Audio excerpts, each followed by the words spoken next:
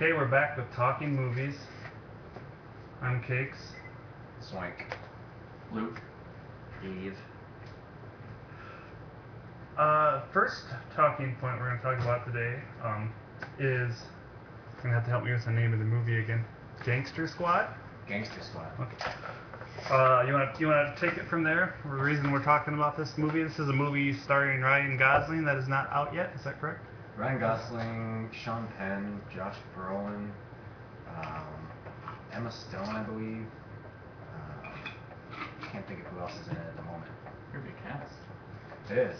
It was supposed to come out, I think, when The Master was supposed to come out. Or, no, The Master kind of took its place because they pushed back.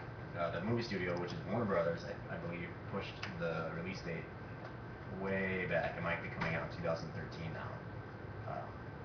Because of that, there happens to be a scene where there's a shootout in a movie theater, which is yeah.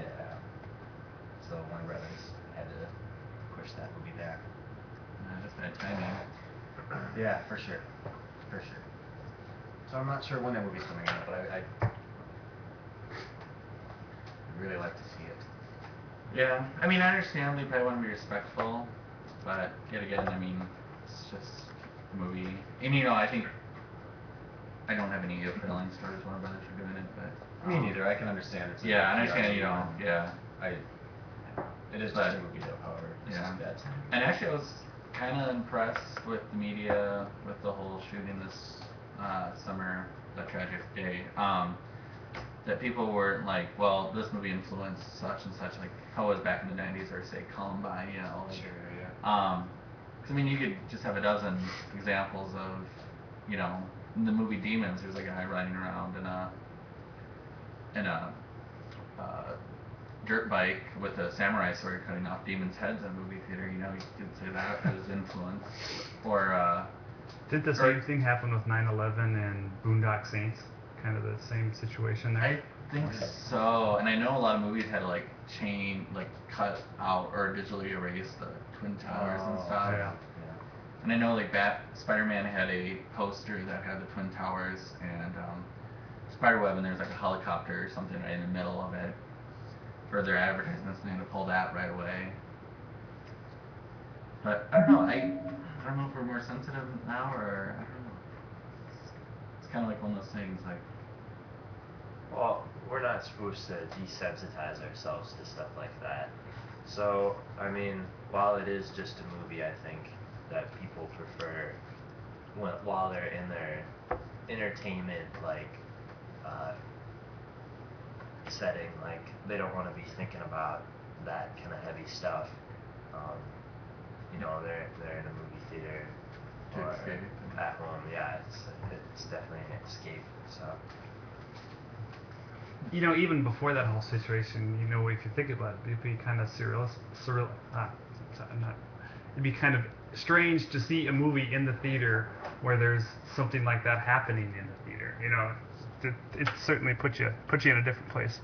Moving on, Dave got really excited when I brought up a picture of Emma Watson on the computer here. You wanna go on with that? I think she's really cute. That's not the best picture of her I've seen, but she's going with the shorter hair nowadays, but she's a good-looking gal. I brought that up because I saw the ad for Perks for Being a Wallflower the other day. Looked pretty interesting, kind of like a depressing high school story type of thing, but I mean not necessarily a depressing movie.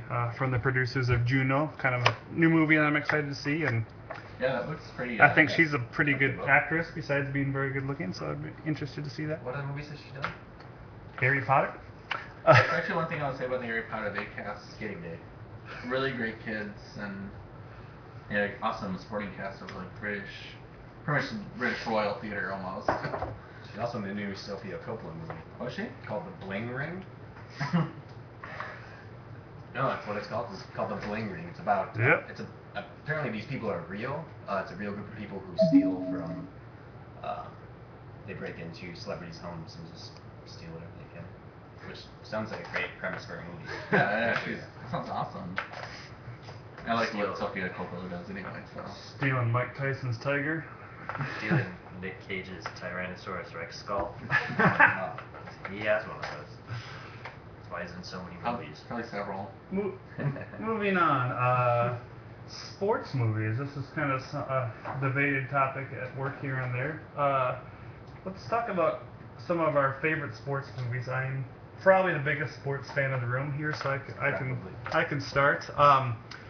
You know, I do enjoy a lot of Bull Durham. I'm not starting with that one because it's my favorite, but that does get kind of lost on a little bit of a love story. But you know, Tim Robbins' character in particular in that movie is just awesome. He's one of my favorite movie characters. I wish I could remember his awful name in that movie, but no, I can't. But anyway, we talked a little bit last time about the movie Goon. That was a pretty good newer sports movie. I think probably my favorite sports movie of all time, and unfortunately it's a Disney production, is Miracle. I thought it was just so well done. It's about, of course, the 1980 Olympic hockey team.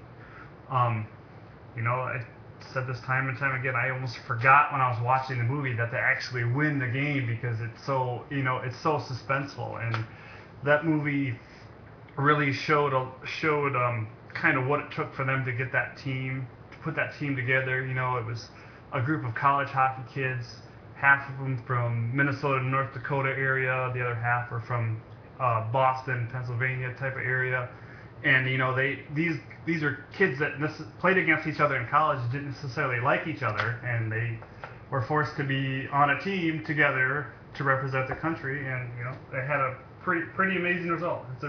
It's probably one of the greatest sports stories of all time anyway, and since it was put together in a movie so well, it's definitely a good movie. Definitely a good sports movie. Probably my favorite sports movie of all time. And then there's, of course, Rocky IV. I know some of us haven't seen some Rocky movies, but if you ever want to fall in love with Dolph Lundgren, watch Rocky IV. Anyway, moving on. Any other thoughts? My favorite sports movie. I'm not the biggest sports movie fan or sports person, but it's kind of cliche. But I would say probably the most romantic is The Natural. Just the cinematography itself is beautiful. It's a big love letter. It gets a little heavy-handed at times, but and I know it's kind of hit or miss, but I did like Sugar a lot, just because I think it was a different perspective of like the American immigration and just a different perspective of how players really are. And it was something new to me when I saw it, and I really did like it. I enjoyed that movie too. I kind of thought it was going to go somewhere else. I didn't expect like the whole Cinderella, he makes it to the major leagues, wins the World Series, blah blah blah. But I kind of was a little disappointed that that's just a certain point in time in that movie he just chose to quit. Yeah. I guess that was not what I expected, you know. But you know.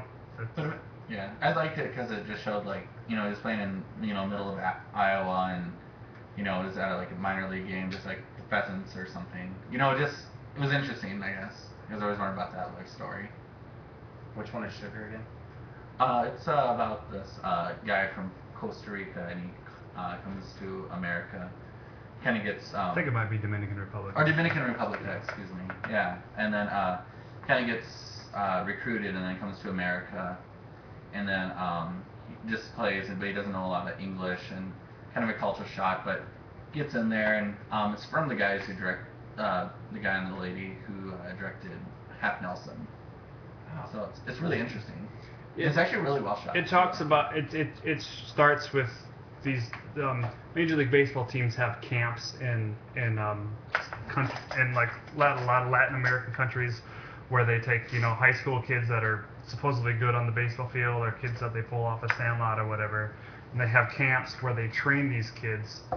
You know, they have some of these kids are drafted at the ages of 16 I think is the legal age to draft them, but you know, sometimes they're in these camps for these major league teams because they draft them before they're drafted. They're in these camps, and that's kind of how that movie starts. He's I think with the Royals camp or whatever there, and you know, they're constantly playing scrimmages and whatnot and trying to get these kids ready for the major leagues, and they're always plucking players from there, whether it be draft or just to put them in the minors. And that movie just kind of talks about that, and you know, his kind of story and his walk through into amateur baseball. I got on amateur baseball, pro baseball, but at a minor league level. Sorry, I'm a baseball dork. So, any other thoughts on sports movies?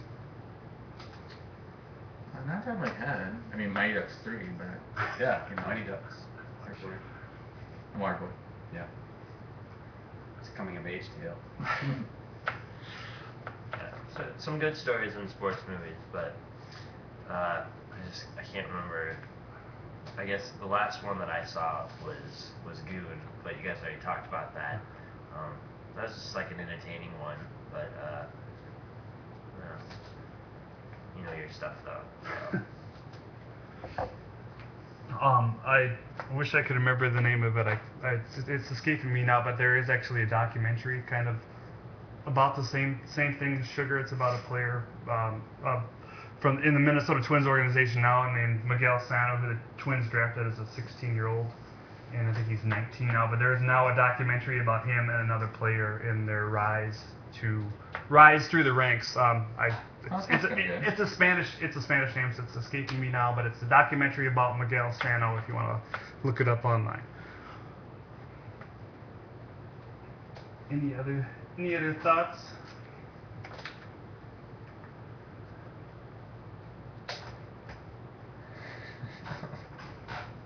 How about Johnny Depp? Johnny Depp. We got a couple minutes here left. Let's talk about Johnny Depp. Has Johnny Depp made a good movie in the last 10 years? Besides all the 7 or 8 Pirates movies? Any thoughts? Not really. I'm going to say not really. Yeah, nothing that was as strong as when he was kind of outcast, I guess. Oh, well, hold on. Oh my I gosh. am the one who really does like Sweeney Todd. Oh, yeah, Sweeney Todd. I like musicals. I like They're making another Pirates movie. Oh dear. Of course they are. I spoke too soon. Now there will be 7 of them. Sweeney Todd, yeah, I guess I did like that one, but Yeah, and then Charlie and the Chocolate Factory. I mean they're all good. They're just not great. You know? Mm-hmm. I think maybe just with he became so big. I don't know. How many of those did he produce though? Like, because as far as like making a bad movie, like are we just talking about like his craft as like an actor? Yes, definitely. The only one that pops into my head is Finding Neverland. I don't know why, but I really enjoyed that movie. That's a It's tearjerker. almost going back almost 10 years though. Right? 2004. But yeah, I would say lately he's been on autopilot, just filming it in. Maybe since Fear and Loathing. Since Fear and Loathing, he's done The Ninth Gate. Ooh, that was terrible. Nick of Time. That's another good one. Chocolate. These are all older ones. Chocolat. I don't know when that one was made, but there we go. You guys ever seen 2000. Dead Man? I have not seen that. I No. enjoy that movie. Jim Jarmusch. That was in the late 90s, wasn't it? Yeah, that one was back there somewhere. 95. Jeez. It was right on the cusp before he became obscure. And then blew up. I do enjoy him. I just think he's kind of had that Madonna syndrome where Madonna lived in England for so long, all of a sudden she's British. Johnny Depp seems like the same thing. He's lived in France for so long. He's adopted the accent, and I don't know. The last movie that I saw him in that I thought he stole the show was it's a terrible movie besides him. Once Upon a Time in Mexico. All of his scenes in that movie are hilarious, and he's great. Yeah, he's doing. Yeah, that's That good. movie's terrible. Was he in the new Terry Gilliam movie? Imaginarium, yeah. He was in that? I never saw that one. I didn't see it. I just enjoy that director a lot. So, I enjoyed the movie, but yeah, that's the last thing. Good. Terry's one of a kind for sure. Yeah, he's got a great imagination and good visual style too. So. Not bad from a boy from Minnesota. So maybe in Pirates 5 he'll return back to our hearts if we can get through all 5 hours of it. Depends on if Terry Gilliam's. And then the story goes nowhere because it won't end. I don't think I've ever been more upset than leaving Pirates 2 because I sat there for 2.5 hours, and there was no ending to any of the storylines. And then